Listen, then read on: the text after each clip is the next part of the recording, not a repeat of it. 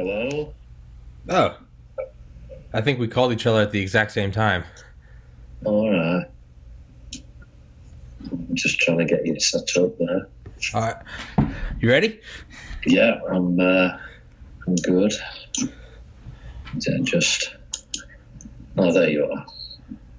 There you are. Yeah, perfect. How are you doing, man? I'm good.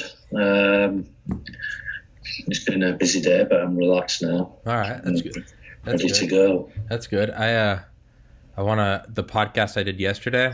You need to watch that. It's a police sergeant from a big city in the United States, and he's been on the police force for 21 years. And he said right from the get-go, he's like, from my experience, we would be so much better off if we decriminalized all drugs. And I was like, that's cool. That was the last person you'd expect to hear it from. And I was like, that's cool. So I told him about you, and I sent him our podcast, and I was like, you need to... And he was like, what? And I was like, yeah. So... It's increasingly obvious, but yeah. they're going to cling on for as long as they can, unfortunately. Yeah, they are. But he's the last guy you'd expect to say that.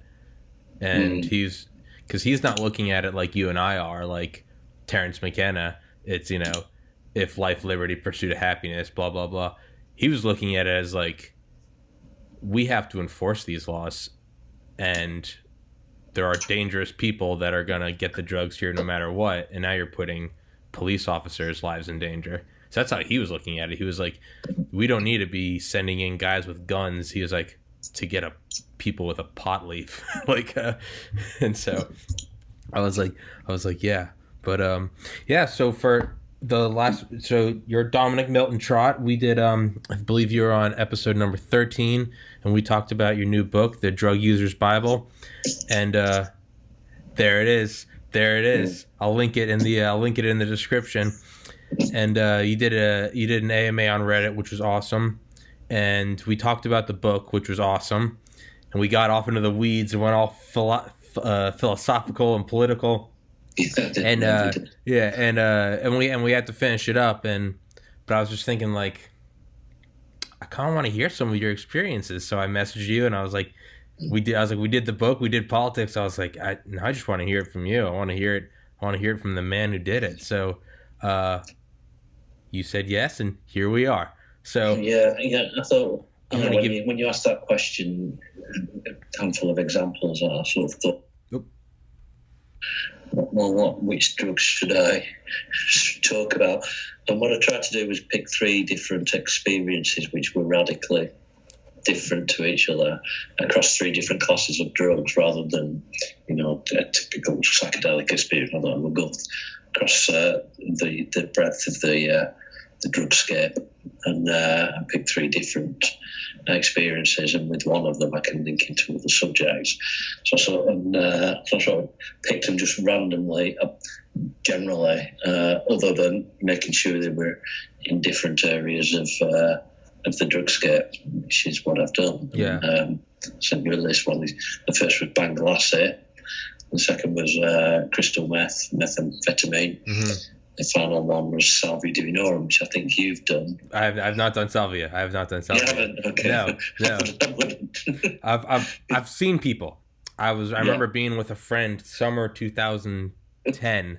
Watched him smoke it, and I watched him smoke it, and it wore off. And then another friend smoked it, and I watched like 3 guys in a row do it, and it got to me, and I was like, I just watched all 3, and I was like, I don't want to do this, so I didn't do it. I was like, nope, not for me. But well, I did it 3 times, but I'll come up to that. Oh Jesus! All right, so unlike all the other podcasts where I never shut up and I talk nonstop and I interrupt my guests, which I'm doing right now, I'm giving you the floor. I want you to. So don't wait for me to respond. Don't wait for me to. I don't want people to listen to this from me. I want to hear your experiences and maybe get them interested in the book. So let's go. Okay. The floor is yours. Okay, we'll start with Bangladesh. I mean, for people who haven't seen the first podcast, I self-administered 157 different drugs and wrote about the safety and created safety data for each of the drugs, so that people hopefully won't make mistakes and and won't end up killing themselves if they're intent on taking the drug.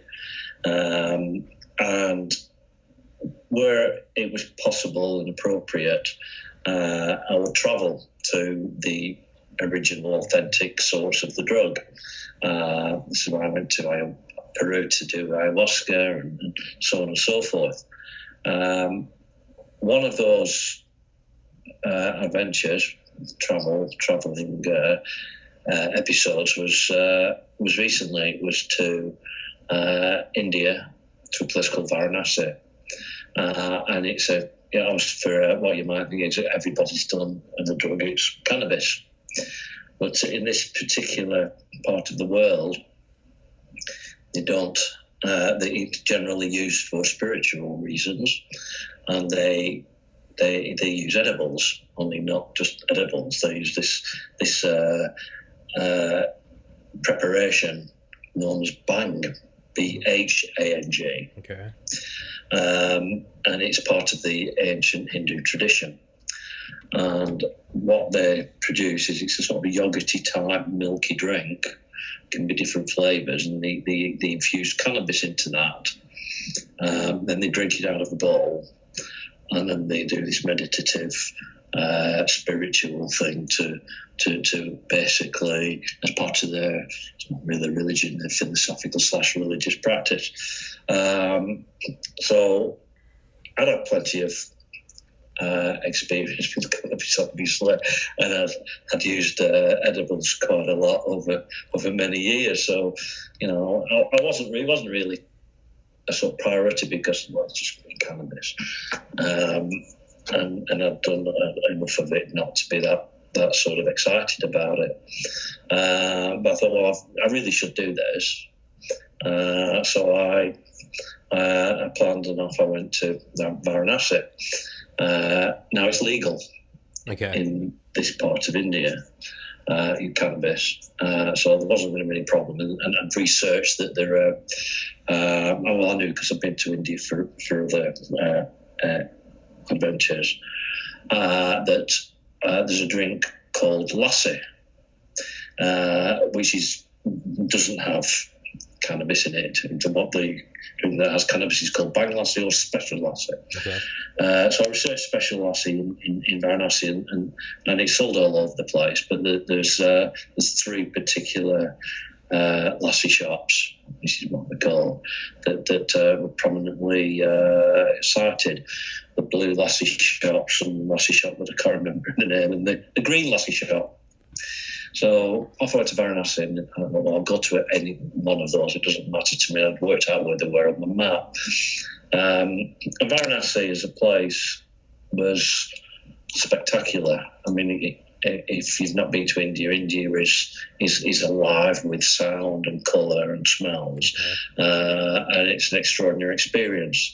And it's a great place to go for a break because your senses come alive. Okay. It's a bit like a trip in that, the felt presence of immediate experience, the power of now, all these philosophical endpoints are made easier if you're suddenly plopped into a completely strange culture.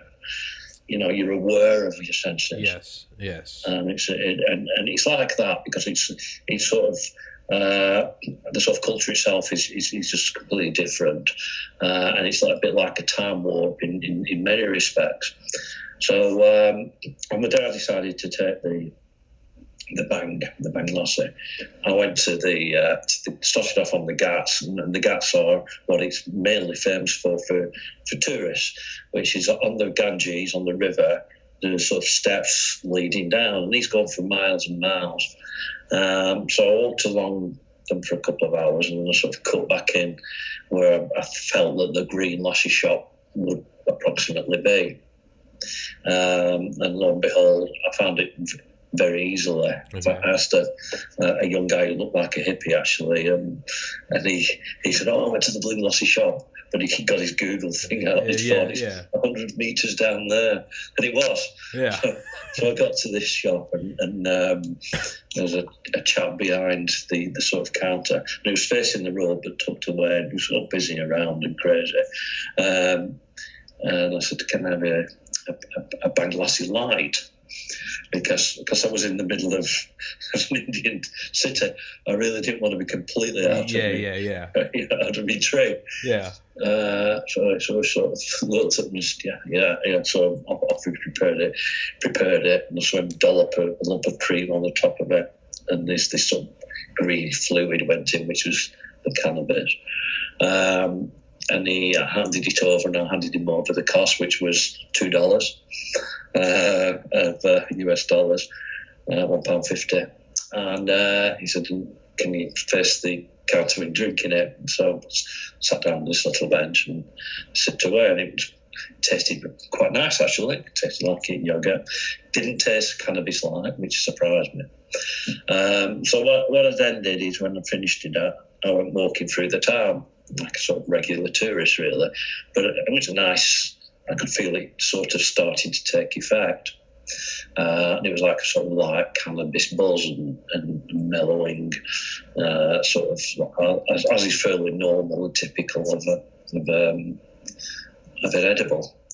But after about an hour, I started having every passing thought seemed to have a sinister edge to it. You had what? A sinister edge. Oh. I suddenly then I started realising that, I recognise this. This is a sort of anxiety and paranoia that certain strains can induce. Yeah. And of course, this is the sort of safety part of it, that, people do have bad experiences on cannabis. Yeah. And usually there's this balance, as you're well aware, that between CBD and THC, and obviously there's lots of other active molecules, but primarily those two.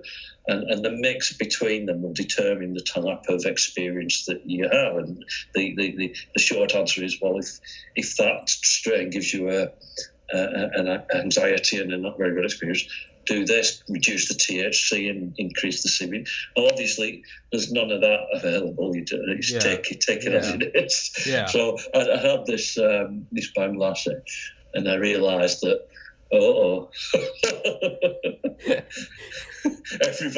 everybody's out to get me. So I'm looking around at people. They're coming. Is he looking at me? Yeah. So what I decided to do was, I thought, okay, I know what I'll do. So I'll go back down to the gas. It's a bit quieter, the river, and hopefully I'll just be able to chill out and relax, and this will go away. So I go down, find the way down to the ghats, and of course, when I immediately arrive at the ghats, there's a Hindu burial ceremony underway, and what they do is they cover the deceased with wood. And they burn them, and then they float them off on the Ganges. So I thought, this is an amazing, fantastic experience. So I sort of edged around conspicuously. I didn't want to be part of it. So I was a safe distance to sit down and watch this spectacular event take place, and I could see bodies lining up, and so there's not just one. And wow. I just sat down, and very, very quickly it started sort of glued to this, thinking, wow, okay, so that's what they do. And so quickly, sort of from being a pretty groovy thing, it started to turn bad and full on gruesome. I started thinking about, oh my God, the burning bodies. They're burning bodies. I could see a dead body there, and there's blood, and it was, so I started to. The longer I sat there, the worse this ride became. So I think the cannabis, it was an unfortunate strain. I was getting slightly paranoid walking around the street, so I went to sit in them. I'm in the middle of the bodies being burned. Jesus. So it gets worse. No kidding. So the point of this is, don't do as I do, folks. So the bodies are being burned. I mean, I've got to get out of here. I can't take this anymore. So then I do a runner up back to the town, and I'm thinking, I need to get back to the hotel. And it's 40 minutes away. Yeah. And the only tenable form of transport is a tuk-tuk. Yeah. Which is a little rickshaw type thing in the back. And I saw these people offering me a ride. This guy comes up to me. He looked about 12. So I said, no, I'm okay, thank you. So I'm thinking I must find a mature tuk-tuk driver. So I looked for one that looked sensible. And I need to get in the tuk-tuk. And then I realised it's the horror movie part 2. I'm in the middle of an Indian road on a tuk-tuk, and these places are wild. Yeah. There's vehicles coming at you from every direction. You're bouncing around on potholes, and I'm on this thing for 40 minutes thinking I'm going to die. So holding on with white knuckles for all the time, thinking, looking for something that will tell me I'm nearly back at base. Yeah. And of course, it was an absolute eternity before that happened in my mind. I eventually, though, I got back. I mean, it was torturous. And it was torturous because of the fear, but also because my mouth was dry. Yeah. You know, one of the effects of edibles can be to make it, you know, you need water. And I was in the back of a tuk-tuk in the heat for 40 minutes, not being able to do anything about it. I couldn't really talk. Yeah. It wasn't just the language, because they merely spoke a bit of English at least. Yeah. It was the fact I couldn't talk. My mouth was so dry. You're anxious. And I was sort of panicking, thinking, well, what words can I say? Excuse me, I'm completely stoned. And it was not a good strain for me. And I'm paranoid, you know. So I'll just hang on. Eventually, I got back and I managed to lie down in the room and calm down a bit and watch a bit of Indian television and go to sleep and get up. And obviously, I was perfectly okay after a few hours. The lesson is, I mean, I think there were three or four lessons for me. One is complacency. You know, one of the things I actually talk about in that frequently is complacency with safety. Okay. You know, it's so easy to sort of be so excited or looking forward to what you're doing, or you just forget to be rigorous. And there's a pure example of me complacent, thinking, this will be, you know, so I wasn't prepared for, you know, an intensive trip at all, an intensive journey at all. I was sort of expecting, it's only kindness. Yeah. And of course, it was. Second thing was the doors. And as for Bangladeshi Light, this sure as hell wasn't Bangladeshi Light. So obviously there was a communication error between me and the guy who was selling it, and he clearly didn't quite get what I was talking about. I mean, he might have thought he meant Bangladeshi strong or make me light-headed. Make me light, or make me see the light. Yeah, that's exactly what happened. So the doves don't, you know, complacency, because be sure you know what you're taking, and if you're in somewhere, you know, that you're not familiar with, be aware of that. Have a safe haven close by. Yeah. And looking back on the mistakes I made here, you know, 40 minutes from the hotel bedroom in the middle of India and completely off my head. You know, it wasn't really great planning, was it? It's not. So, you know, there's another one. Make sure you're actually close to a safe haven. And as with psychedelics, by the way, and a lot of other drugs, but in this particular case, that would have made life a lot easier if you could have just popped 5 minutes back and recovered, and I would have been endured to endure a 40-minute ride from hell. And just generally, I think, you know, don't take things for granted. But you know, I think the main lesson was the complacency, and, you know, don't take the cannabis as though, or any drug that you're familiar with. You know, just don't underestimate it. Yeah, I completely did that, and I made a series of bad decisions there. Which I shouldn't have done, and they were all really back down to the fact that that's going to be cannabis. You know, what could possibly go wrong? And it's funny that, you know, it was funny when I look back at the sort of sequence of events. I blundered from one disaster to another, and it just got worse and worse. But it wasn't funny at the time. No, it's you know, it was quite traumatic. It's terrifying. And again, even though I've had so many drugs, it was still traumatic. And even though I knew what was going on, and that you know, they're not really out to get me, and you know, this is the drug. Even though I knew that, it was still very, very uncomfortable. So complacency. Just don't do it. I mean, would I do it again? Yes, yeah, absolutely. I would do it again. Sure. But I would do it correctly. I mean, this thing is the bottom line. It's actually a spiritual journey, an ancient tradition. That's what the whole thing's set up for. Mm-hmm. It's not there to pique the curiosity of an aging European psychonaut. That's not what it's there for. So I was abusing it to some degree, and which fair enough. So maybe I deserved it. Yeah, there are.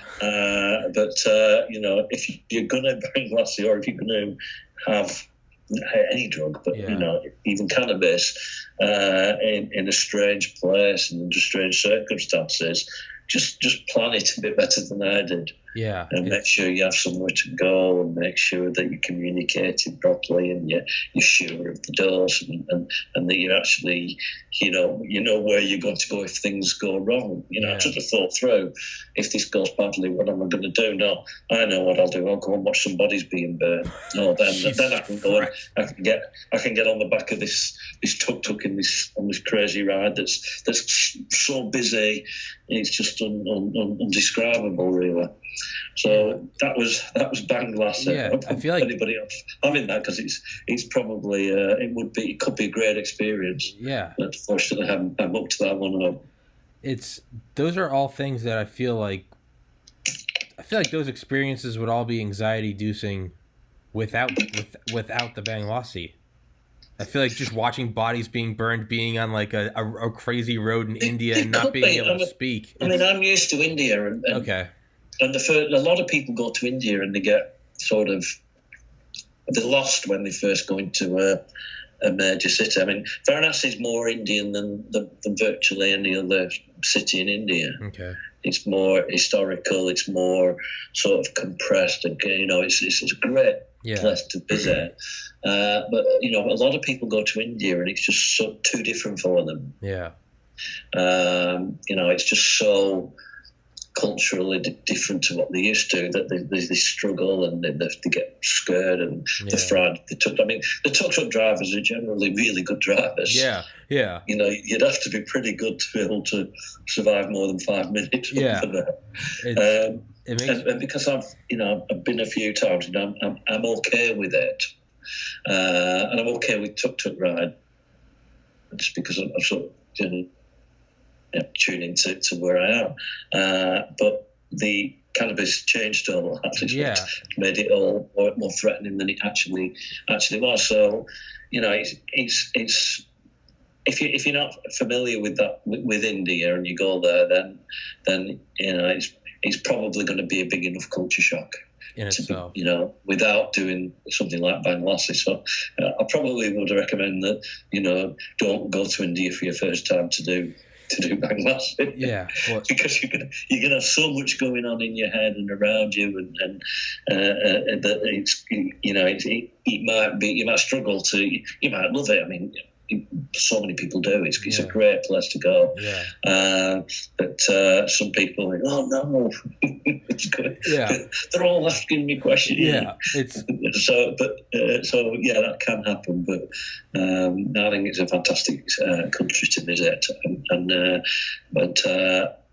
like anything, if you take the wrong drug in the wrong place, you can have terrible. You have a bit of a turgid time, and I certainly did. Yeah. So hopefully, there's a few suggestions on how not to do it incorrectly, and how not to embark on a bad trip. Yeah, it's kind of what, like, I think might have been Terrence McKenna, it might have just, I don't know who, maybe it wasn't. But it was talking about, like, it wasn't even talking about psychedelics. It was just talking about edibles. And it was like, don't let your ego get ahead of you. Don't, I've taken edibles 100 times. I'll be fine. Because the second you get a little bit of pride, a little bit of, confidence, the drug will wipe that smile right off your face. It's just so true. I mean, it'll beat you right in your place. That's exactly what I did. Yeah, on cannabis, I thought there's nothing that cannabis can do to me that I've not experienced with it already. Yeah. And I was sort of right but wrong. Yeah. It was a series of events which just shouldn't have happened the way they did. And, I was just so I felt pretty good the next day that I got through that. Yeah. That's not going to happen again. Got through another one. And the next one is crystal meth. The next one is methamphetamine. Okay. Give me one.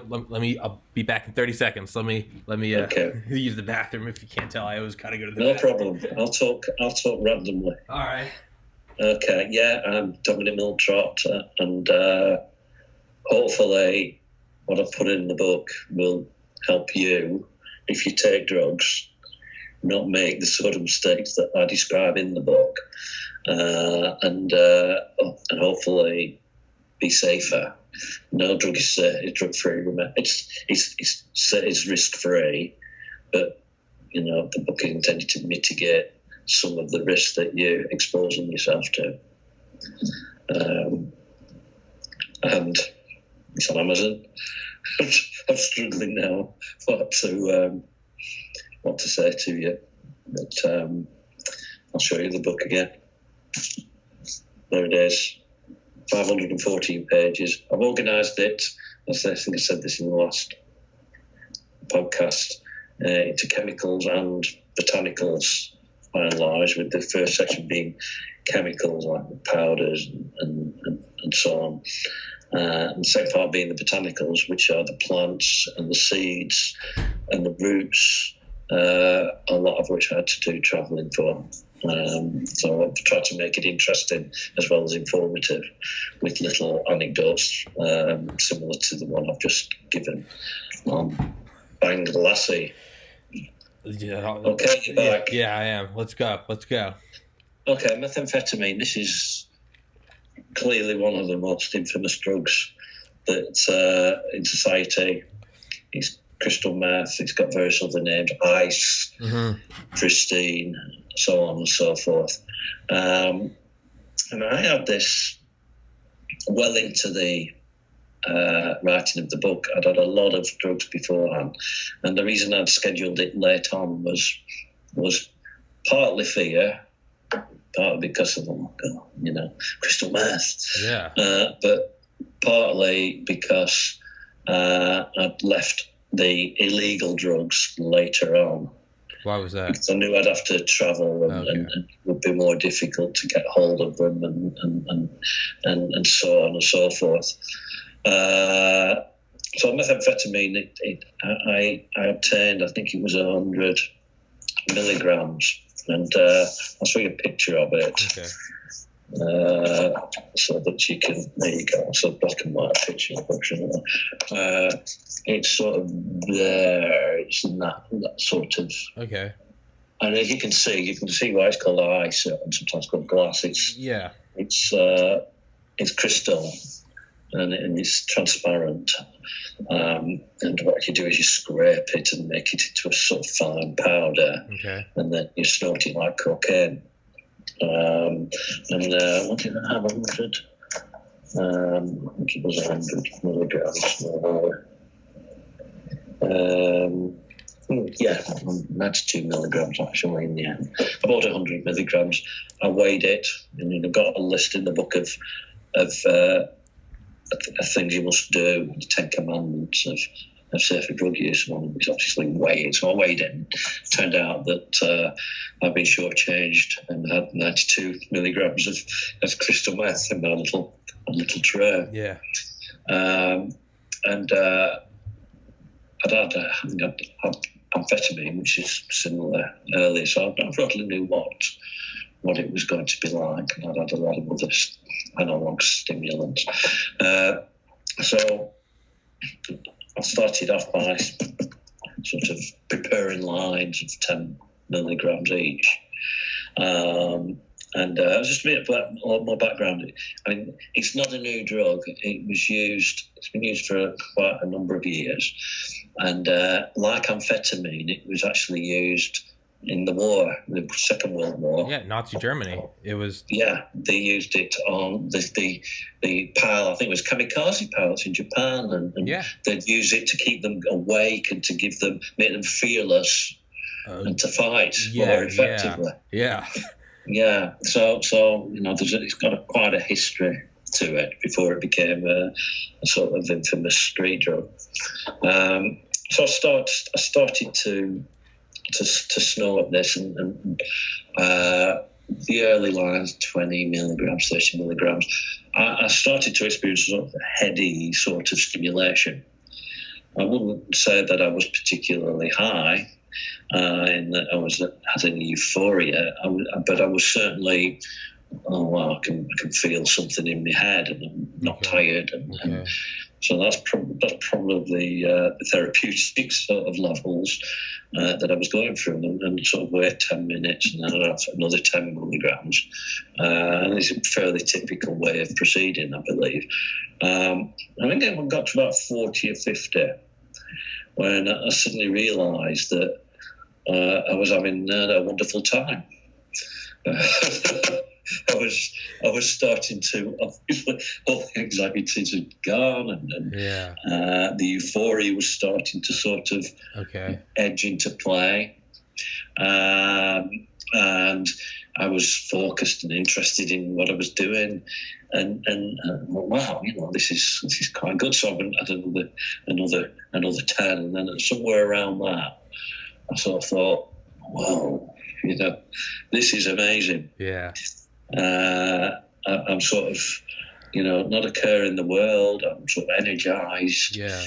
I'm hot, really hot, because obviously it affects your metabolic rate, and your heart's pumping, and you've got higher blood pressure, but these are the sort of things that I should be concerned about. But under the influence, you sort of not at all. Yeah. If I sort of sat here rationally, and I sort of realised, oh my God, blood pressure's sky high, and God, something's wrong. What if I die? And none of this stuff goes through your head. Okay. It's just everything's fantastic, and then I do some sort of standard test. I sort of look at me and oh my God, my eyeballs are dilated. Check me thing, and so what? And then I check for libido and sexual impulse. Yeah. And I'm going to come on to this in a minute, because it's associated with methamphetamine. Yeah, it is. Largely, but other drugs. And I'll do a sort of segment on chemsex drugs in a second. But so I check that, thinking, oh yeah, what? Yeah, right. Okay, yeah. That would be wonderful. Yeah. And this continues, and one of the things I sort of realised when I got to 70 and 80 milligrams, and thinking, I wouldn't stop. If I had 200 milligrams there. Oh. I'm sort of well aware at that point. Yeah. Just giving me more. Yeah. Keep it coming. Another round.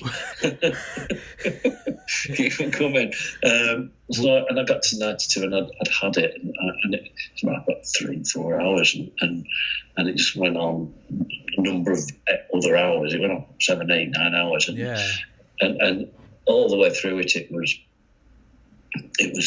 a really, really enjoyable experience. It was euphoric. I was energy. I was really focused on what I was doing, and information stuff couldn't come fast enough for me. Yeah, and I was completely, zombified almost. But I felt that I could hide it. Okay. If in certain drug classes, you sort of feel that, God, if a person comes in, I'm completely screwed, because they're going to know. Yeah. No, but whether I could or not is another matter. But I felt that I'm perfectly okay. I can hide this. And the only way to do it was to go out and make a complete fool of myself, which I didn't do. I stayed in the place I was. Were you now, did you have any temptation to find more? I knew I couldn't. Okay. I mean, one of the steps I took was I'll get by 100 because, I think that I'll be fine on that. And from my research, if I spread it out as a max, I'll target 50. I'll try and go for 50. And I'll make sure I definitely can't go above 100. And I made sure I didn't have any contacts. I don't know any dealers. I mean, I'm not that sort of. I'm not a sort of drug user in a sort of habitual sense. Yeah. So, and I was away from here, so I certainly didn't have, any. I can go out and get me anyone on the internet, and just no access. Okay. So I knew that whatever happens, like I've got this backdrop 50. Even if I have that, then I can't get any more. So that was the sort of plan. Okay. And it was a good plan because I would have carried on. Yeah. I would have carried on. I don't know how long I would have carried on. I certainly would have continued to snort this stuff because, logic went out of the window. Sure. And one of the, and I learned things from that.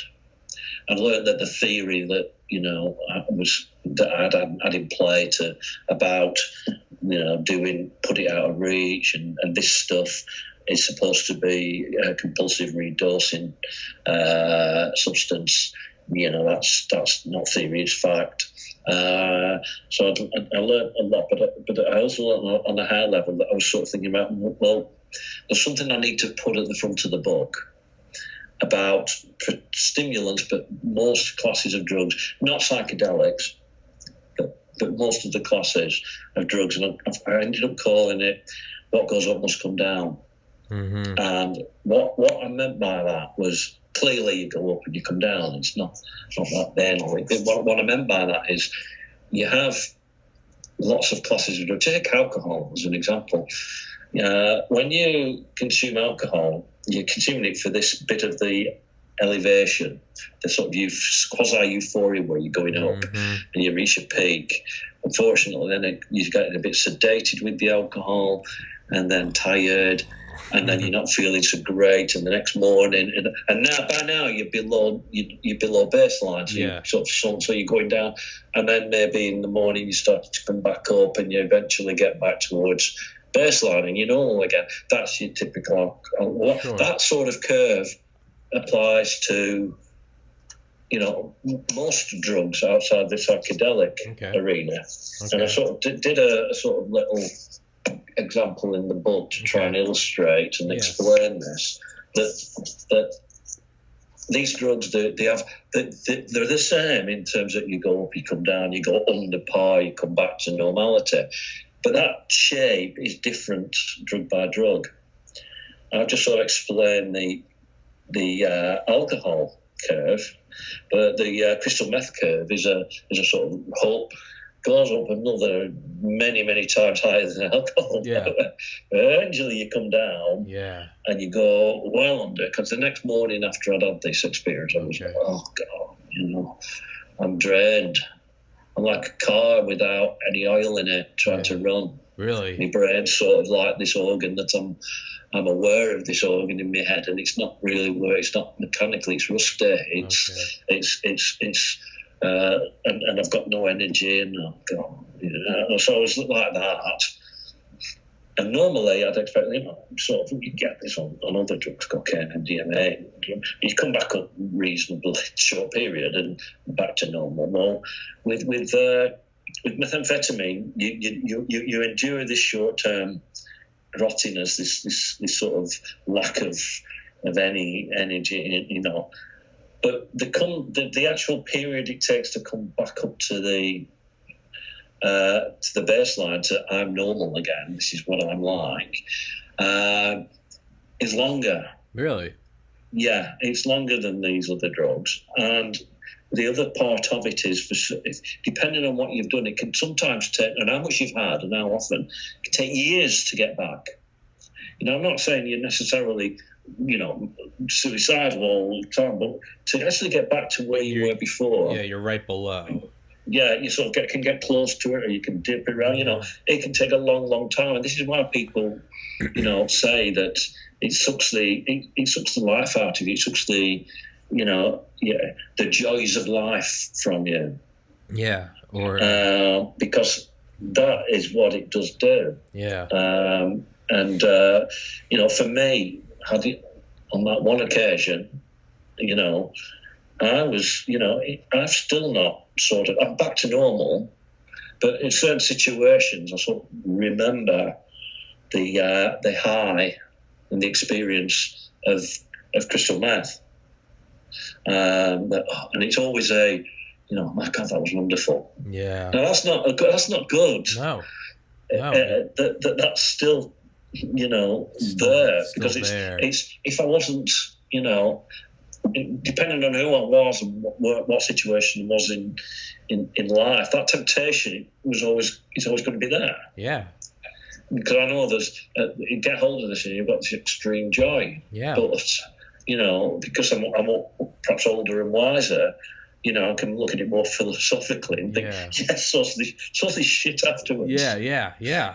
Source this week or 2 weeks, whatever long it took me to get back. Yeah. And source this potential years to actually, get completely back to normal if I made a habit of this stuff. Yeah. So, you can read horror stories all over the internet. I have. From addicts and people who've had this stuff and they didn't realise that it had this longer term effect. It wasn't just like a cocaine binge. It wasn't just like a high on something else. It's sort of more fundamental in many ways. Okay. In terms of how it gets hold of you, and how you're constantly looking at back now. Now this is where I wanted to run into chemsex. Okay. This is why I put it on the agenda. Okay. Because there are important issues here that are specific to methamphetamine, but also to some other drugs. People use meth and other drugs to enhance the sexual experience. Sure. It can be whatever it is you're into, alone or with a partner or whatever you're doing, and clearly it does now.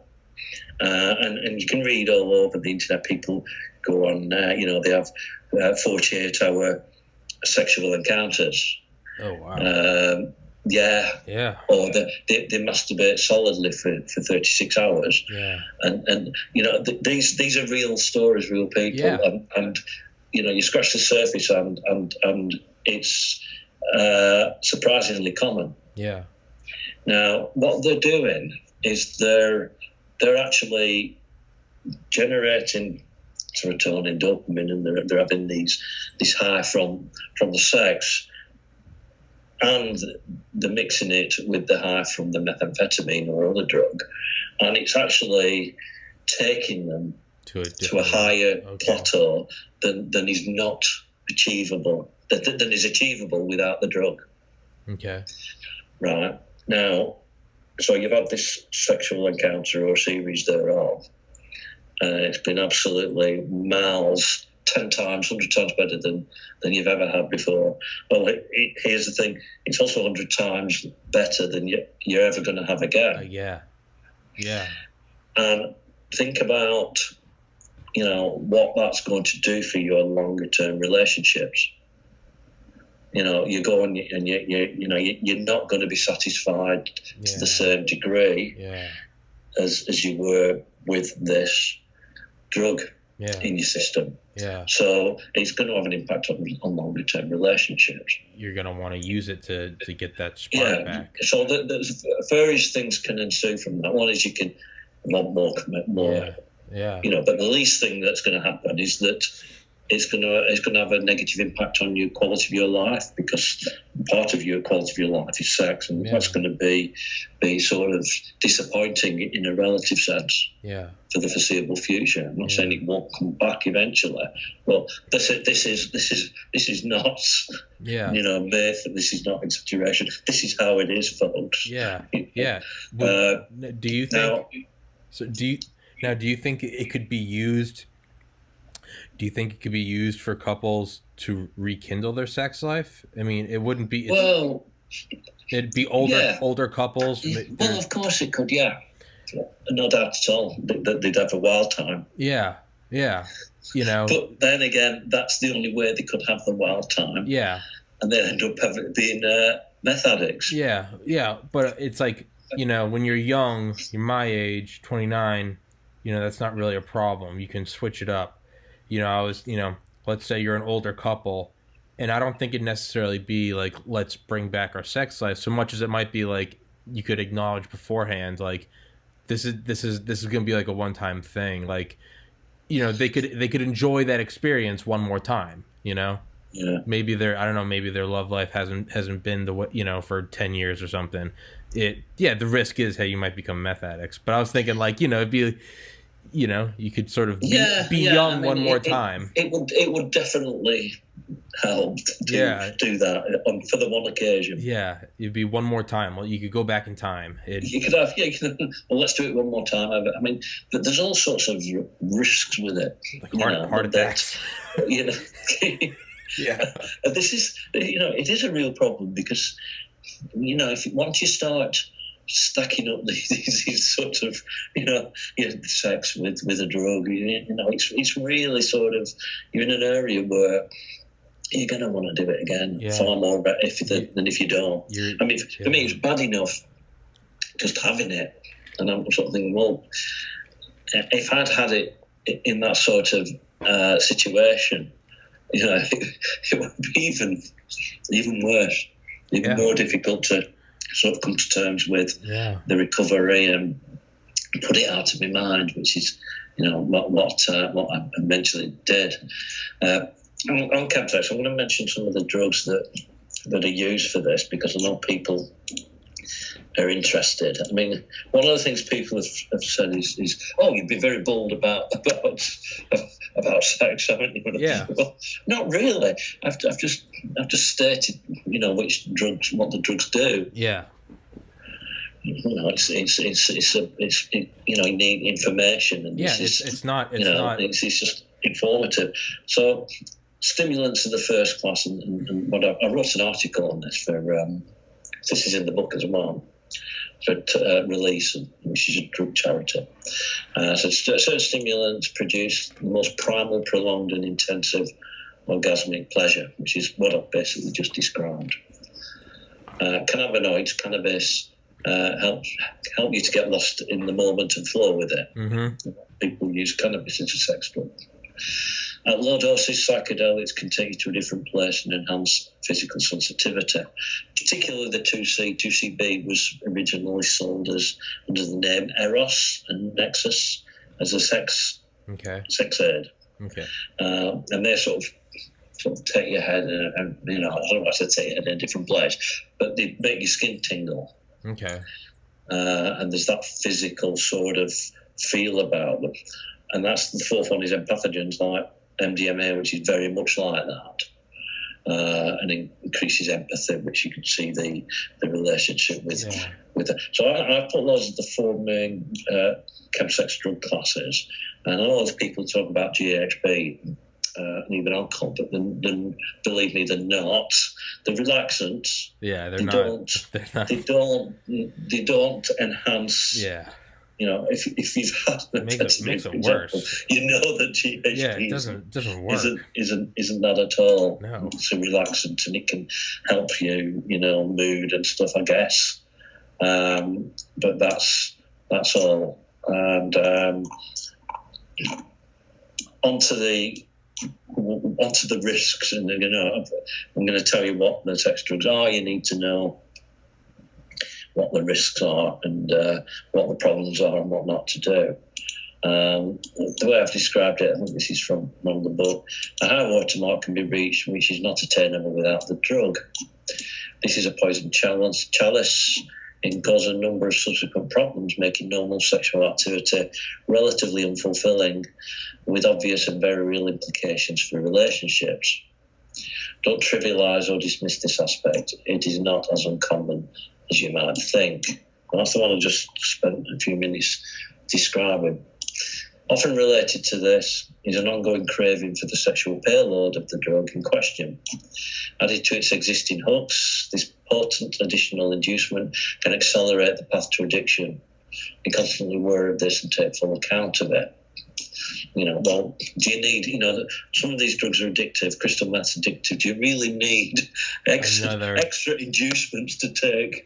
The answer is you don't. Yeah. And if you're anywhere prone to addiction, and I guess everybody is to some degree, you know that this is a risk. Yeah, it's this. What you're doing is not just, I'm just doing a drug on a different thing. You're doing something and using it for a purpose that's going to make addiction more likely. Yeah. Because it's going to make it more attractive. Yeah. And here's the important one, which I'm glad I put this in.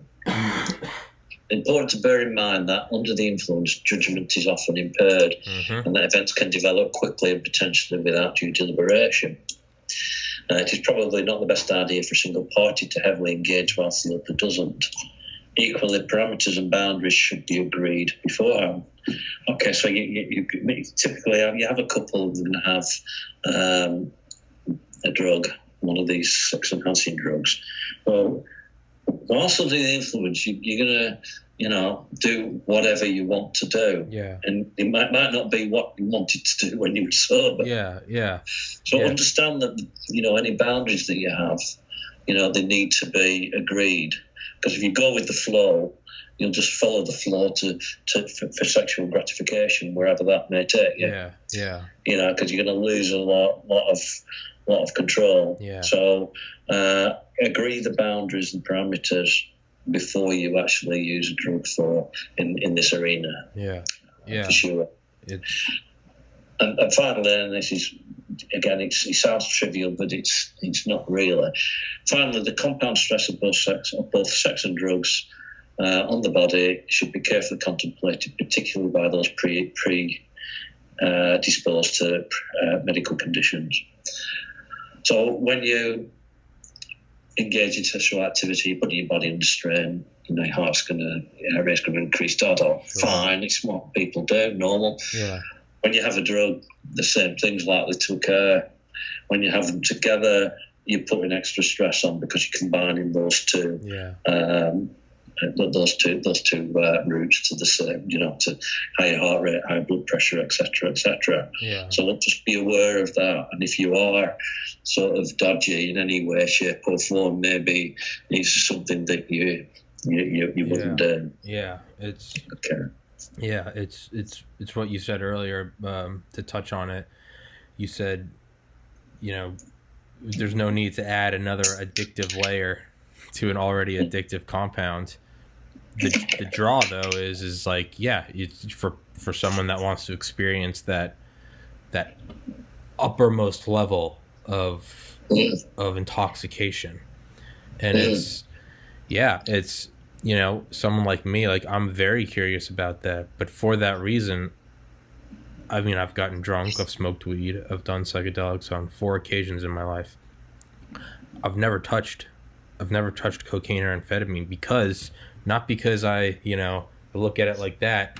I look at it and I know myself, and I look at it and I don't think I would let myself come back down, or I think I would, rationally I could say, oh, you do it once and then don't do it again. I know myself, and I know that my rationality would go out the window. And hey, more power. I have some friends that, in college they tried it. Yeah, tonight we're going to try cocaine. Some did it. Some maybe did it more afterwards. Others did it, and they said, yeah, that was cool. Wasn't for me. I stayed away from it because I know myself. I don't think I could do it. I don't want to. or I take that back. I do want to, and because of that, I'm not going to. You know, I'll wait.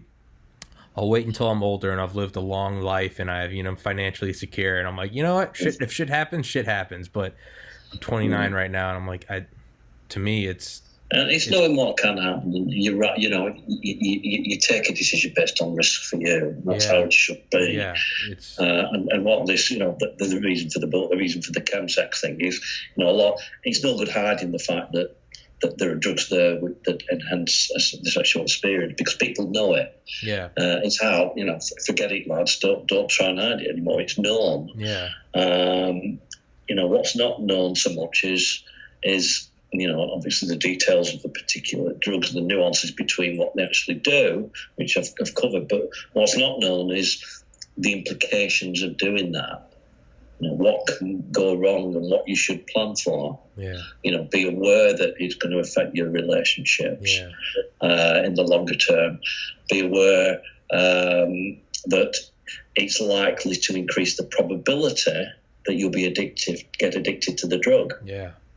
Yeah. Because you want to combine it again. Yeah. And that could be aware that your judgment's going to be impaired in the sexual circumstance, because you're just going to be completely focused on gratification. Yeah. That is what's going to happen with methamphetamine. That's what's going to happen. And be aware of the stresses on your body.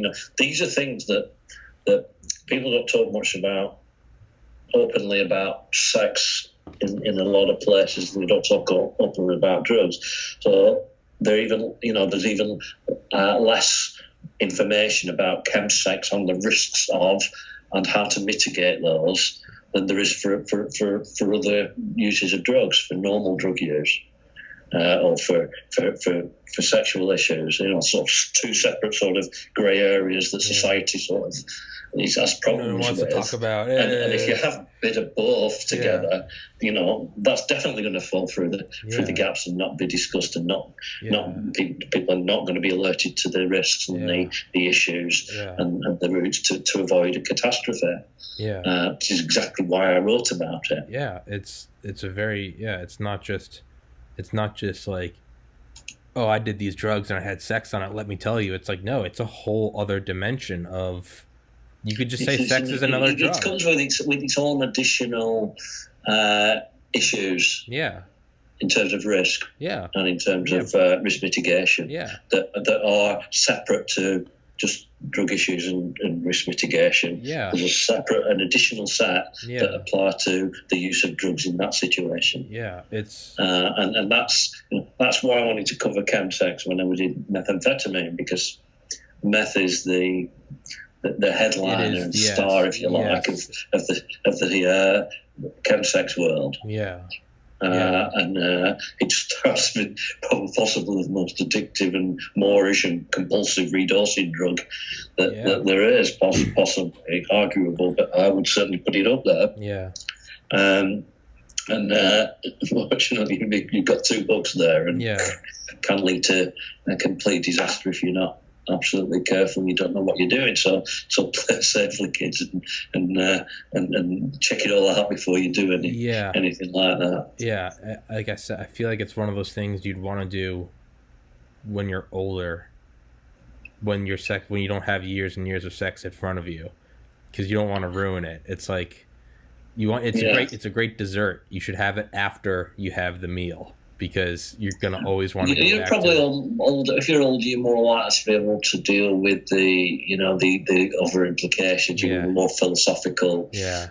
And you're possibly going to be more likely to take some of these warnings I'm giving it seriously. Yeah, not just whatever. I'm 18. I'll be all right. Look at him. He's exaggerating or not. Yeah. But if you're older, you're going to know that this makes sense. That could make it difficult to actually enjoy sex again for quite a while. Yeah. And if that's what you're prepared to sell for the the occasion, that's your choice. Yeah. But if you're older, you're possibly more likely to actually understand that's what I'm saying, and that's correct. Yeah. And it makes logical sense, really, if you think about it. It shouldn't be earth-shattering news to anyone. Yeah. It does make sense. Yeah. But there it is laid out. So hopefully that helps people avoid a disaster in that area. Absolutely. Absolutely. Okay, what we got next? Salvia divinorum. You're going to have to excuse me to use the bathroom. I've drank so much water. I think I'm sick. I was sick the last time I talked to you, and I think I'm getting sick again. And I kind of hope I don't have coronavirus and that I'm dying. So I think you'll be all right. I think I'll talk again. I'll be back in 30 seconds. Sorry. I got to go again. So what are we going to talk about now? I mentioned chemicals, section 2, and section 3 was the botanicals. Which are all the plants and seeds and so on, and the ones that I did most of the travel for. The last section is called Worldscape, and what I tried to do with that was provide a sort of outside view, and I've got basically tables of relative harms of the different drugs. I've got legal information in case you run into trouble with the law. I've got if you've got a mandatory blood test from your employer, what you can do about that.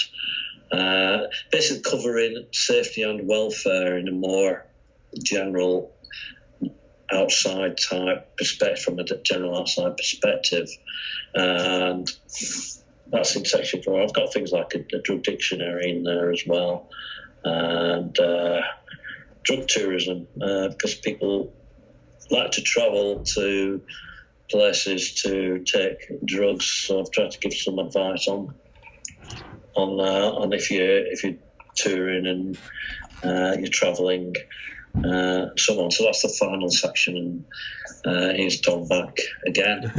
So you know that was the advert. All right. The adverts are finished, right? Salvia divinorum. Oh God, yeah. Have I got a picture of Salvia divinorum?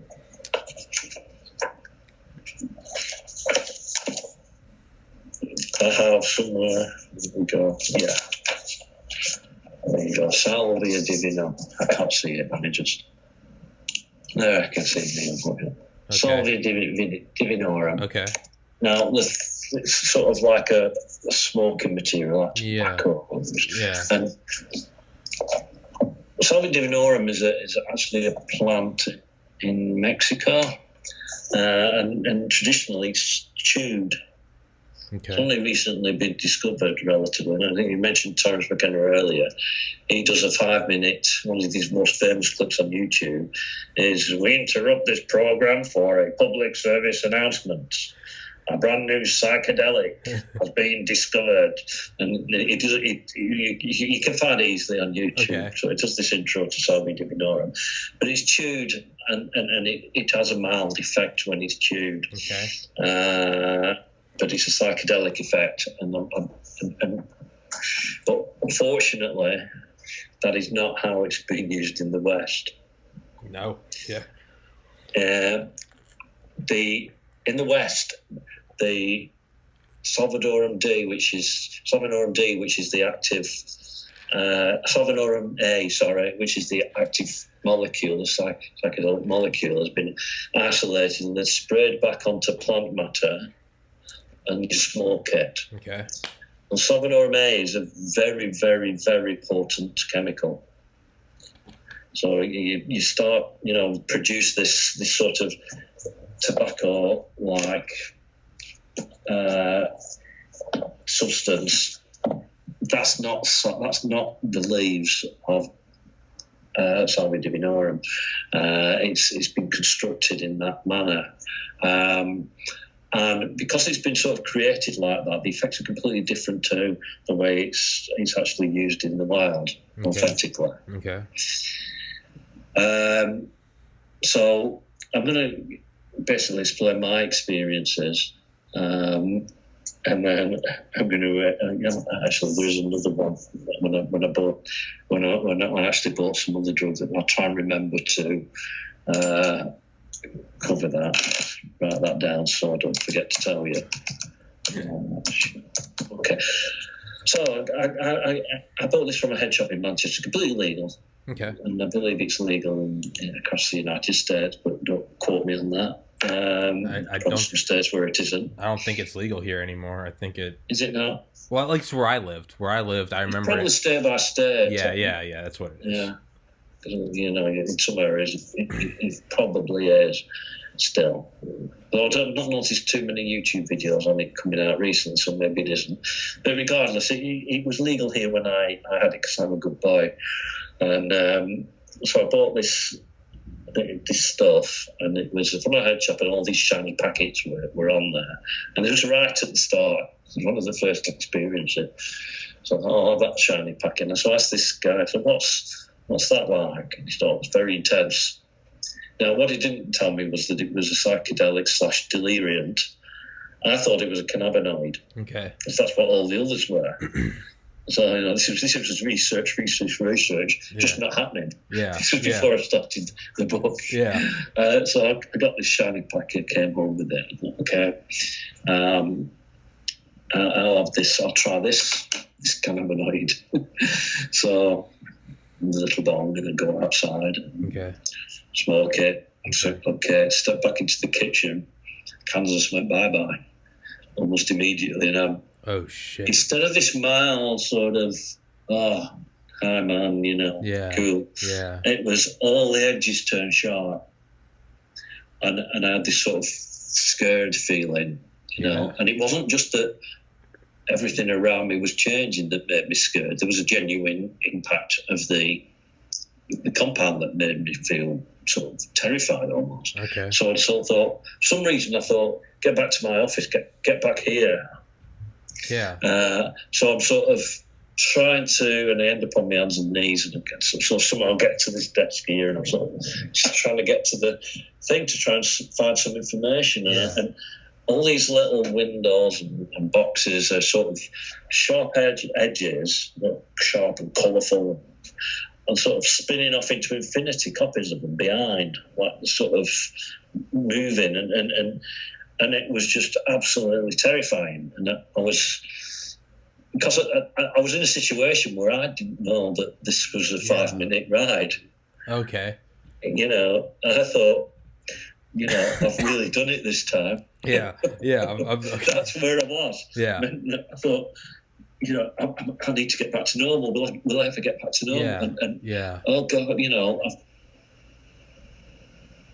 I've caused brain damage, and the worst possible thing I was thinking, because I just didn't actually know what the hell was going on, except everything was colourful. And I could feel me sort of, you don't say me soul, it's not a sort of religious type thing. It's sort of me being sucked out of my body. Jesus Christ. And it was like over in that direction. That's why people sort of fall over. Yeah. And when you see videos, because you have this impression that you're being pulled. Your body's not being pulled. You were being ripped out. Okay. That's how I felt. Yeah. Up sort of out there, and I was sort of pleading, almost, begging, no, I'll never do this again. Please, God. Please, God. I promise. No, this is exactly what it was like. Jesus Christ. It takes a brave person to not panic like that. That's terrifying. When you're suddenly confronted with that sort of experience. That's terrifying. It was terrifying. It was traumatic, and it was something that made me, Then I had this sort of period where I thought I'd sort of come back. That went on for 5 minutes or so, and then it started dissipating sort of quite quickly. And then there's a sort of relief. And at that point, relief could be a source of happiness. That's that point I felt, I appreciate everything, Yeah. I'm not dying. Yeah. That's what you maybe felt? That's the sort of what people... The relief. You go to hell and come back and enjoy that you're not in hell anymore? Exactly right. But that's exactly how it was for me. And it was... I'll never forget the sort of sharpness of the sort of everything, the colours and vibrancy of it, and the way it sort of and stacks, and came back sometime later, when I started doing the book, I thought, this sort of feeling that maybe it was because I was taken by surprise. What if I did that in a McKenna-esque scenario? What if I did that knowing that everything's going to go like that? Okay. Get the mindset correctly. Just lie on a bed. Yeah. Find a safe place. Safe place. So I thought, as terrifying that was, I really ought to do that because I can't write about salvia divinorum in the book. You know, if this horror ride has been induced by my ignorance rather than the drug itself. So I decided to do it again. And in those conditions, I went upstairs, nobody in, safe place. I had to talk on the bunk, put it down quickly, lay on the bed, and then exactly the same thing happened. I felt myself maybe.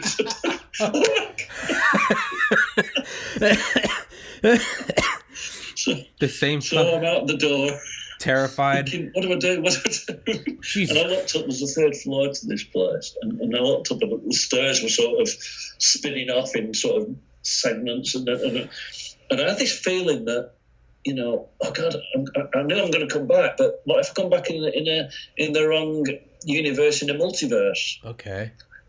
So because I had this inclination that each segment of it sort of arrowing out backwards was a different multiverse. Yeah. I'm sort of feeling that, you know, what if when I come back, I'm actually in a slightly different reality to the one I left. Okay. And I don't know why that came to my mind, but that's exactly what came to my mind. Because in some of these sort of scenarios I was looking at, the house was different. Yeah.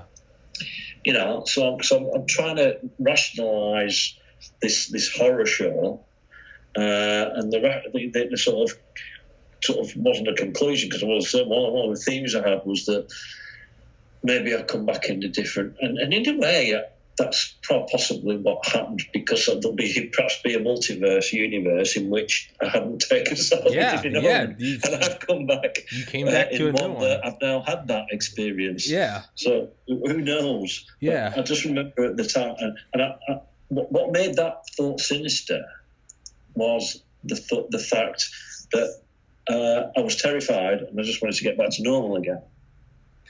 You know, so I had exactly the same sort of terror and exactly the same sort of pleading for my life. Oh God, please, please, I promise.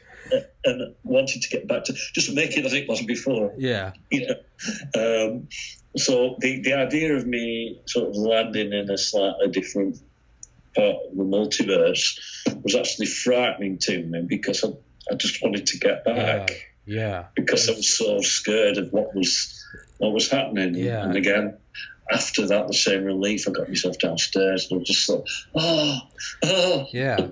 But maybe, I'm all right. Maybe that is the benefit, though. Maybe that's what it is it makes you appreciate things that 5 minutes prior you didn't appreciate.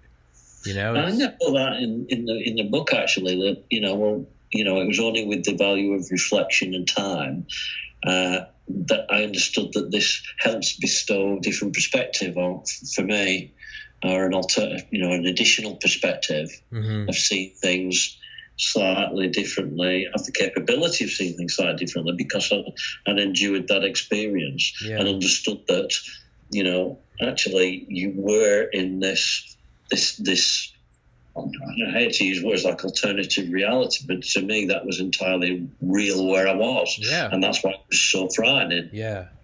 And, having been out of this, where we are now, somewhat interplaced into something else, in itself, whatever that something else is, when you come back, you're never quite seeing this in the same way, because there's an entirely different sort of reality there for sure, because you've just been in it, and it was a nightmare. And you never want to go there. Believe me. Well, it's like that same relief you feel when you wake up from a bad dream, And it's, you ever have a bad dream and you're like, this has to be a dream, and then you wake up, but then there's another type of bad dream where you're like, you're so convinced it's real, you're like, this isn't a dream, like this is just terrifying, you know, whatever it is. And then when you wake up from that, you ever just wake up in your bed and you like, you know, a handful of times in my life, I've just had a dream so bad, and I wake up and I'm in my room, I just spread my arms out and I hug my pillow, and I'm like, and I wake up and I'm like, how happy am I that I'm, you know, walking into the bathroom and I'm just gonna go to the bathroom, like something that you do a million times, you never think of it, something I've done twice during this podcast, and I gotta go to the bathroom. But you wake up from a terrifying dream where whatever, you know, everyone you know and love is dying, or horrible anxiety, and you wake up and you're like, I'm going to go to the bathroom, I'm going to brush my teeth. Yeah. I'm going to put on some just simple shit that you're so grateful for a time, and then you forget, but yeah. Yeah, it's certainly like that. Certainly, I got back grateful, but then over a longer period, I start to reflect on the more general, you know, lessons of that, the more general, you know, philosophy of it, having been in that situation with that perspective and everything being real, and I'm not asleep, wide awake, feel myself, completely got my marbles, and everything start, you know, not my mind just completely, this, but it's real, oh my God, you know, take me back home, please, you know. That was something that I saw value in downstream, but you know, again, I'm aware that if impressions that videos like this can cause, if that's what you're doing, kids, you know. I can't call you kids because I'm so old. You know, relative to most people who see this. If that's what you're doing, then don't use Salvi Divinorum for it. Don't you? Okay. No, because it's horrific. And I can imagine it could cause, you know, who knows what sort of issues with anybody who's already got psychosis or some sort of PTSD problem. Or anxiety or it's because it just so I wouldn't, you know, there are better drugs to sort of explore. I mean, I don't even call it a psychedelic, really. I mean, I was very hesitant to put it in the psychedelic botanical section because I thought, well, it was more delirium.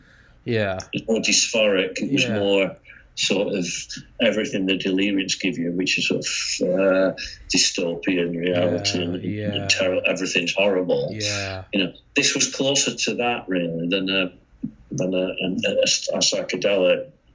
But it was more sort of psychedelic in some senses. So I wasn't sure where to put this. But regardless, it's not one that you want to engage with lightly because you know, you go into Mexico to find wherever that is, and I can't remember, and have it in the authentic setting and properly. It's a completely different matter. But as supplied and as generally available in the West, it's one I definitely wouldn't recommend. Physically, it doesn't. You know, I'm not aware of any fatalities. So I don't think that's the major concern here. I mean, it's just sort of the experience itself is not an experience that you actually want to undertake. Would you say that there was any benefit from it? Did you get anything, or is it really no? Only the fact that it ended. For me, only the fact that I'd existed in a completely different realm to this, and that the mere fact of that bestows certain benefits in terms of how you perceive the world. It's the world. But that's in terms of what was happening within the experience. It was just horrific. Both times there was nothing there. That it was just fear and you know, this feeling of everything being sucked out. And this is it. You're dying, and you're not going to get back here again. Even though you know certainly irrational that it just so you don't want to go there wherever you've been sucked out to. And it was so no benefit from the actual experience, but only from the fact that, you know, it was somewhere other than here. Then which I think is, you know, this is why people meditate and go to places like Varanasi in India to sort of experience this complete cultural change and meditate to get the sort of, to be different to here, and they come back refreshed and have different perspectives. And that's what travel does as well as drugs, so psychedelic drugs. It bestows different perspectives, so that it can do. Yeah. But in terms of, I'm going to have this experience, it's not an experience you're going to actually want to have had, or an experience you want to do. And unless you're actually in the experience, you're gonna wish on your life that you hadn't done that. Yeah. Yeah. And it's too late then. You're already there. Yeah. But I guess that makes sense you put it in the category of psychedelics, because whether good or bad, there's nothing that wipes away your current reality like a psychedelic. Whether it's you're going to a world of just love and harmony, or whether you're going into a world of just delirious dystopia, they're the same in that they replace your current reality, and you can never forget that one exists. That's correct. That's exactly right. I think that's and the same applies to some dissociatives, but I think that bestows more value on people who've had those experiences than people realise. Well, it's just the very fact that it's somewhere else other than this, enabling you to see this from an outside perspective as well as from an inside perspective. Yeah, that capability is really, really powerful. There's benefits from that. We talked about that in the first episode. Like we did, when you can step off the train and realize that you were even on a train. Yeah, and maybe it's with psychedelics you can step off and you can go to a wonderful place. With Salvia Divinorum, it sounds like you step off and go to a horrible place, but you still stepped off. Exactly. And you can look back and go, okay, it was hell, but I still stepped. Okay. And that, you're right. That is, psychedelics in themselves have their own beneficial experience, but yeah, completely independent of the experience is the fact that you stepped out of the bubble. That in itself is, like you said, I think an undeniably good experience. I found that for me, like my psychedelic experiences were wonderful and full of love, but regardless of that, the ability to know that I stepped out and went to some place completely different than this place, but equally as real, it's, for me, that's probably had the longest term effect on my life. It's for the still have my anxiety, still have my fears, but at the very core of me, it's definitely, for the most part, gotten rid of a fear of death, because just get a grip on your life. Yeah, it's I still get anxious about bills or school or this podcast. Is this going to work? Am I going to be able to make this thing into it? Still get anxious about that. Still get fearful, but at the very core, I know I've been somewhere else that is as real as this. So it makes you and I always quote Terence McKenna, but it's like no one knows enough. What is it? You don't worry. You don't know enough to worry. Yeah, that's what it is. It's like I can't be scared of death because like I've been somewhere else, and not only was it real, it was really cool. It was better than this place. Like, so how do I not know that that's just where I'm going after my heart stops and blood stops going to my brain? Like, I don't know what it is. I don't know what the next one's what happens after I die, but like I definitely feel like there's something, because I've been somewhere else that I never thought was possible, and I now know as real as this table, there are other places that you can go, and it just opens up the possibility of other places exist. What they are, I don't know. How do you control which one you go to? I don't know.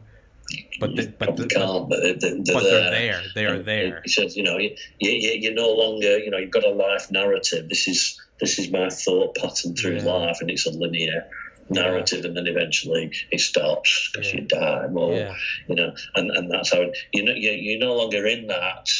Once you've been outside it, you can actually get hold of that far more readily. Once you've been outside and actually control it better to some degree. Absolutely. Not get freaked out by bumps in the road that you would do normally. If you're just living in this sort of 2D line of thought after thought, and that's how your life is, and then you hit the brick wall. If you're in that and you hit a bump on the road, it's devastating. It's scary. But it still is, but not to the same degree once you've been out and you can actually see, from you've actually seen that from the outside, seeing yourself almost as separate to your normal thoughts, and this separate to you because you've existed outside this. It's like you can handle anything that happens in there much more easily. It's like than prior. It's like watching it's like going to an IMAX movie theater. It's 3-dimensional. The sound is from all around you. It's crazy. And it's like if you went in there and watched like the scariest movie ever. The movie's still scary, but what psychedelics are is, it's like me. You get up and you go to the bathroom. And you go go outside the building. You leave the theater. You go get a drink of water. Go get some popcorn, and then you go back in. The movie's still going to be scary as shit at times, but no matter how big the screen is and the sound, ultimately you're like, I know I'm just in a dark room watching a movie. Like, I can walk outside and it's sunny. Like, I can leave here. I can go to a different movie. I can go home. I can, do whatever. But there's more than just this. You're still going to jump. You're still going to, but it's to a lesser, because you're like, oh, this is scary. But you're still like, what am I going to do later? I'm going to have... You've got a higher level of consciousness almost that you're sort of bringing into play because that, you've had the experience outside and you're not, you've described it very well. And that's the one of the benefits of the salvia experience that only occurred to me afterwards. At the time, it was so horrible and traumatic that I hated it, and I thought, well, there's nothing good come from that because it just scared me to death, and nothing good from it. Just later on down the line, I started to look at it exactly as you've described there. When I'd had other psychedelics, I thought, well, actually, it was like the other psychedelics in that sense, in that the actual leaving this stage and coming back to it gave me a perspective to manage this stage far better than I was before. More successful than I was before. It's because and to enjoy the ride better. It doesn't feel as all encompassing. It doesn't feel like all your eggs are in one basket. It's not like this is, I cannot mess this up. It's like, it's still very real. It's no less real, but there's like, you can see past the curtain on the stage, and you can see there's someone disassociation, disconnection from it. You can see someone walking around backstage. They take their mask off. It's, you're like, oh yeah, I'm just watching a play, and the thing is unless you've done psychedelics, people that have not and are listening to us, we just sound fucking crazy. You can't know until you do it. I'm thinking these guys have had too many drugs. You're like, oh, these. And that's what I used to think. I had friends that do psychedelics before I ever did, and I was just like, you guys are fucking nuts. And then I did it, and I'm like, oh, okay. It's kind of like it's weird because you come back and you almost feel like you're part of this club that, not in like some elitist like we're part of, but more so like, you looking around and like other people that have done it, it's almost like, they've got like a, it's a, it's like it's like, you get it. Everyone else has a mask on. You guys are going around scaring them, but there's sort of like a wink, like it's not real. Like it's, It's not real. Yeah, but God forbid you try to tell anyone that who hasn't done it, because they're just like, you fucking lost it. Yeah, I mean, lock them up. Lock them up. I was looking for keep this video secret. Yeah. You have to have it looks coming from me. Yeah. This will confirm that. Yeah. I shouldn't be let loose. Yeah. Oh, dear. But that's the funny thing is, you don't. But because you've stepped outside of it, you don't care what anyone thinks. They're like, you're crazy, and you're like, probably. Like, it's whatever. It's I think that was one of the things I said in the first podcast with the ayahuasca. I wasn't given a message to do the book. Yeah. It was the fact that I'd been outside and I came back. Yeah. I wasn't at all scared anymore about what people would say or think, or whether I would be abused or attacked by the media. Yeah. All that became less of a concern. That's what gave me the courage to do this podcast. Is I don't care. Not in like an apathetic sense, but it's just more so like I'm here on this ride, and the ride is real. Like, I am here, but I don't take it as seriously as before, and because of that, I'm free to, hey, let's see if we can make the ride a little more fun. Maybe instead of a normal job, maybe I do something like podcasting, And whereas before psychedelics would be, well, I can't do that because what will people think of me, and what if it doesn't work, and what am I going to do if it doesn't work? Whereas now it's like, it might not work. People might not think I'm crazy, but people might think I'm crazy. But yeah, if it doesn't work, then I'll figure something else out. But like, let's dip our toes in. Let's see, let's sit down at the table and play our hand and see what happens, because it could be awesome. And then you're like, if it's not real, you might as well try to make it as fun as you can. If it's a movie, you might as well put on the best movie ever. Like, it's, yeah. I mean, you wouldn't have done the podcast without the psychedelics. I wouldn't have done the book without the psychedelics. Oh yeah. Oh, I believe that entirely. I believe you entirely. It's just the freedom that this outside perspective provides, that enables a release from the seriousness and the ride, and I think you've described it really well. Your mindset afterwards is, I'm going to do whatever I want. I'm still not going to, do whatever I want, as long as I'm not harming anyone else, as long as I'm not hurting anyone. I don't want to cause any negativity. But in terms of worried about what people think of me, what people think of me is quite, that just goes. You just go, okay. It's, that's their problem. Yes, you're like, that's not. I'm not going to let. I don't actually care. I don't care. Yeah, I don't. That's a good thing. That's a really positive benefit from it. And that lasts forever. Stop worrying about what people think about you. And it lasts forever. Really doesn't matter. It doesn't harm you. It's not like you have a couple shots of liquor and all of a sudden you don't care what anyone thinks of you and you're dancing, because when the liquor wears off, you care again. With psychedelics, you do it and you come back, and I haven't done them in over 4 years, but I don't care what anyone thinks. It's not the physiological, the biological effect of the drug. No. It's what you've seen. Yeah, it's. I was watching a talk last one. I can't remember his name, and he was explaining about the effects of psilocybin on depression amongst cancer patients, and that it has an 80% success rate in terms of basically making their outlook far, far, far more positive. Yeah. Terminal patients. They said it wasn't the psilocybin, because that only worked for people who'd had the mystical experience. Yeah.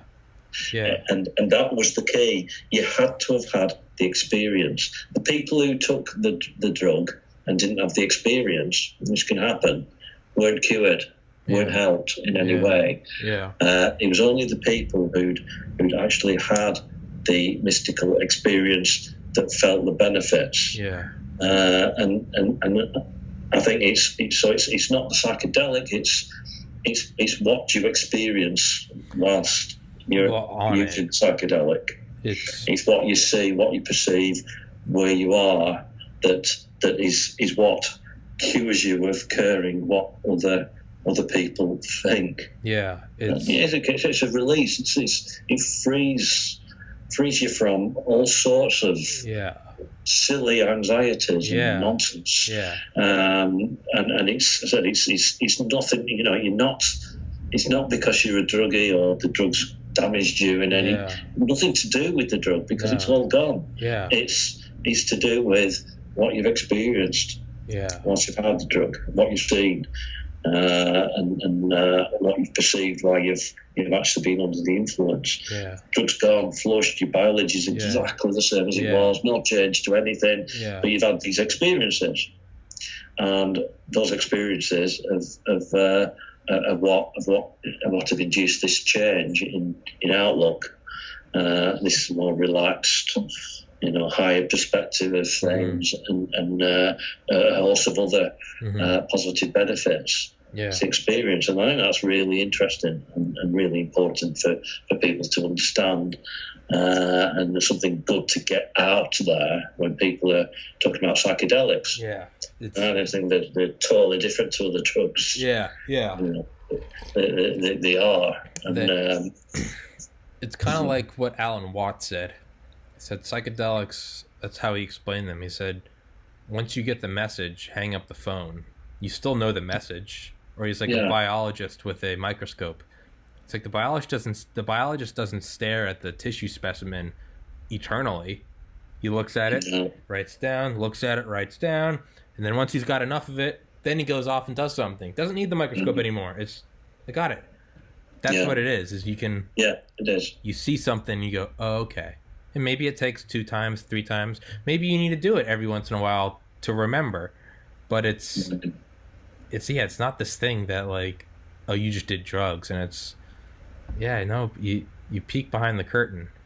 And it's in that sense, it's like, it's the most humane drug out there. Because we're all in this bad dream, and you take psychedelic and you wake up for a second, you go to the bathroom, you go, oh, it's just a dream, I'm going to jump back. You're still going to get scared. You still got to pay your bills.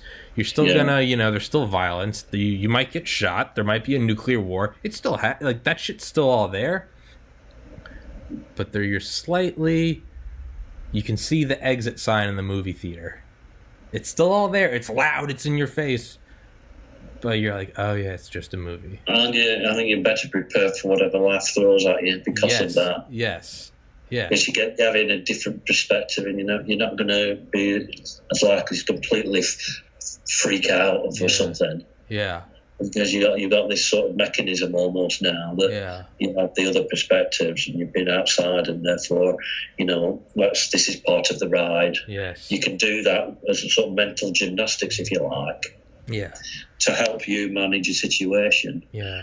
And usually manage it better than if you're embroiled in it and everything is so, it's all there is. It's real. It's this is all, once you've been outside and you actually can take an outside view, even when you're in it, you can flip and flop and actually manage situations far more effectively. That's what, I've had a few dramatic situations since I did this, and look back on it, I think I would never have managed that so well if I tried to have the psychedelics.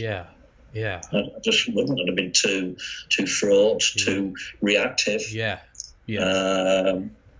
have been completely, but because of the psychedelics and because of it, I was able to manage it more effectively than I could possibly have done it beforehand.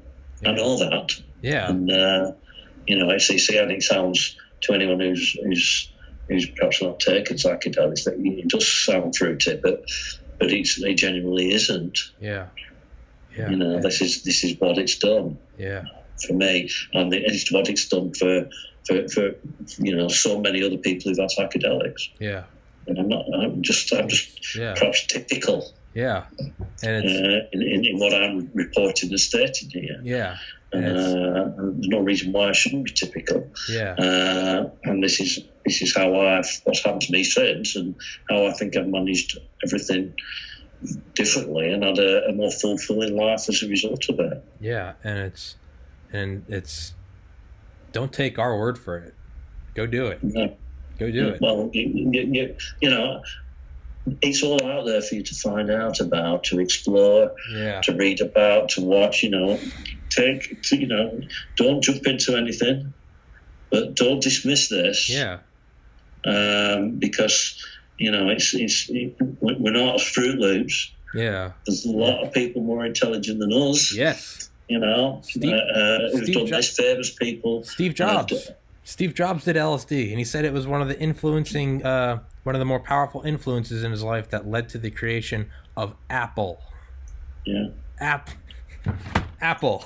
It's Steve Jobs, so it's not. Well, one of the theories that I thought, the Silicon Valley and the revolution with IT, microdosing, is that it happened in California primarily, and that just happened to be where the '60s counterculture revolution had just exploded, and everybody was taking LSD. Not a coincidence. Not everybody, but you know what I mean. Yes, it's not. Hey, it's like Wall Street. They use like cocaine and liquor to enhance their business. If you're looked up, let's finish this up. But microdosing in Silicon Valley, apparently that's how they get the competitive edge. That's because it's all about creativity. It's creativity. That's no doubt all about. And creativity that's the name of the game out there. It's not. Yeah. It's not how long and hard can you work. It's can you step outside, and can you have a vision for something like Facebook, Instagram, YouTube, because it's. Can you see something that, it's one of those inventions that something gets created and everyone goes, why didn't I think of that? Yeah. So it's not this. Because you didn't have psychedelics. You weren't taking fucking acid. So in conclusion, take LSD and you'll be a billionaire and create. That's what we're saying. That's what we're saying out there. So everyone listening, you heard it here first. Go take psychedelics and you will be richer than your wildest dreams. or as Larry would say, what is it? Drop acid. I can't remember. Turn off. Turn on, tune in, drop out. Yeah. Yeah. That's the alternative. Yeah, it is. To make you money. Yeah, it's. Yeah. So, yeah. One last thing I should. Sure. Because I think this is while we're on the subject of psychedelics and consciousness and perspective. There's a well-known and Leary. It's the Leary thing that Timothy Leary sprung this to mind. There's Timothy Leary invented the 8-circuit model. Have you heard of the 8-circuit model? Yeah. And it's each circuit of consciousness, starting with what he called the neuroatomic metaphysiological circuit, and Robert Anton Wilson, he called it something else, but basically you're born with a certain level of consciousness and you develop. With each level of these eight levels of consciousness, there's a drug associated with each of them. Oh, really? And you probably, some of them are obvious. Alcohol makes you territorial, so that's level 2. Okay. Stimulants are sort of level 3 because they're analytical, machine-like. Uh-huh. Right up to level 8, which is obviously dimethyltryptamine. Yeah. Which takes you to a higher level of consciousness, and that's a table there which tries to sort of explain all that. Okay. And that ties into what that came to mind when you were talking about Wall Street have cocaine. Yeah. People in California, the creators of psychedelics. This is known stuff, and it's not sort of us just hypothesizing off the top of our heads. It's absolutely. This is actually there are actually theories, and psychologists are involved, and psychiatrists like Lee was a psychiatrist. I think Tom Wilson might have been. I might be wrong on that, but this is actually not hypothesis on our part. This is a known sort of mapping and a theory and a proposition. Yeah. So if you're interested in that, it's something to actually. Well, it's in the book. Yeah. But it's out there. Yeah. It's on YouTube. Yeah. It's not just a hypothesis. It's like, who did crystal meth? The fucking Nazis. Like, you know, they use it to become gods. To that level. Yeah, that's right. Blitzkrieg, bulldoze through countries, feel invincible, never stop. You know, Hitler. That's what he was on. And it's, you know, you can even, but yeah, you're right. It's not just, you know, there's a reason why there's the stereotype of the Wall Street CEO, you know, doing cocaine and let's go with Well, it helps them be more effective in what the function is in functional life, and that's why they do it. Yeah, that's the game there, and yeah, it's not a theory. I mean, there are articles written by people out in Silicon Valley saying, yeah, no, that's how you get the edge. Is you take 5 micrograms of LSD every day, microdosing. You know, it's they describe it as is if you see even the slightest wiggle, you've taken too much. So they say say you don't even want to. You want to know that you took it. You didn't take nothing. Like, you took something, but right to where things start to change, and then take one step back. And they said stay there, because you'll still be a completely functional person. And not only that, you'll get ahead. That's how you invent shit. That's how you come up with Google Drive, or that's how you come up with Snapchat, or it's stuff that seems so simple that you see it and you're like, how did I not think of that? But that's wise, because these guys are just stepping outside the game. Not entirely, they're not getting loaded, but they're just peeking over the edge. So like we said, take acid and you'll be a billionaire. Well, I mean, there's lots of videos on this, so after watching this, go and search them out. Robert Anton Wilson was one of them. Yeah. He did just search on the 8-circuit model. Yeah. And that sort of goes through. There's a talk by Wilson that is really good on that, which I've watched a couple of times. Oh, yeah. Okay. Thank you so much for doing it. Nice to talk to you. You too. And hey, don't be a stranger. Let's do another one. Let's grab grab 3 more drugs and dive into it. Okay, I'll give some thought to which 3. Please do. Yeah, let's glossy meth and salvia this time. I don't know what I'll come up with next time, but I'll find. Sit on it. Think of what you think would be a diverse conversation, and we'll jump right back in. We'll do it again. Okie doke. All right, man. Thank you so much. Have a good night. You too. No, it's not night there. It's afternoon. Have a good afternoon. It will be night, so I'll take it. Okay. All right, man. Hey, always good to talk to you, and I can't wait to see you again. All right. Okay. Ditto. All right. Bye. Bye-bye.